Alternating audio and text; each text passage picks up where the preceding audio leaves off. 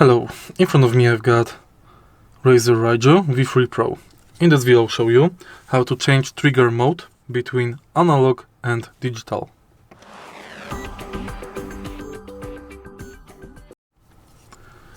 In the beginning, let's go to RAZER Raiju Synapse app and go to triggers.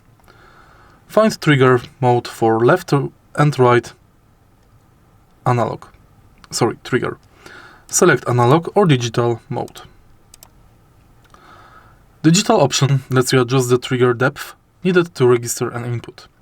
Analog option lets you customize the trigger by adjusting the initial and maximum actuation points.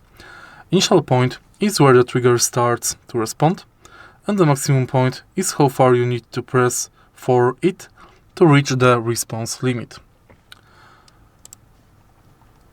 For example, in analog, you can adjust simply the range of the analog, and here you can adjust actuation point. If you find this video helpful, please leave like, comment and subscribe.